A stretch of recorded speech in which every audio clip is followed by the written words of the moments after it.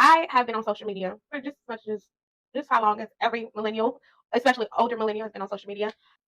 Used to be, well, I've always been transparent on all my content. I mean, as I have become a mother and as I have grown as a person, I realize everything does not need to be told and does not need to be shared. But that's just my personal thing.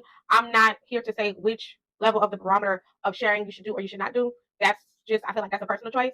But years ago, I made a video about my childhood trauma, and my childhood trauma included sexual abuse. And I made that video, and I did not go back to that video. I did not go back and rewatch it.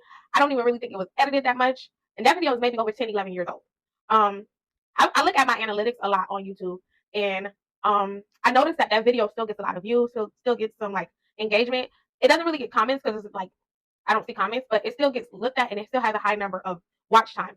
And I I can't bring myself to go watch it. I can't bring myself um to go back and watch that video. Maybe one of these days, I'm not sure when, but I don't think it's gonna be anytime soon. And that brings me to a conversation that was being had on another social media, Blue Sky.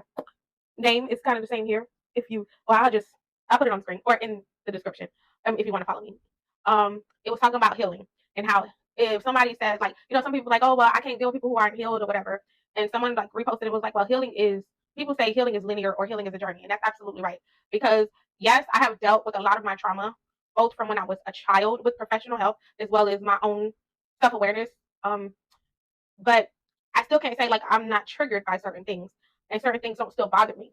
So although I am not bounded like I used to be by the trauma and the actions used to follow like self destruction and stuff like that, I am still triggered by the trauma. The trauma is a part of my story.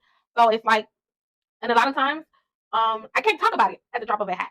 Yeah, I can talk about it. Yes, I obviously made a YouTube video about it, but talking about trauma at the drop of a hat is not something I can do. So yeah, healing is a journey. It's not a destination.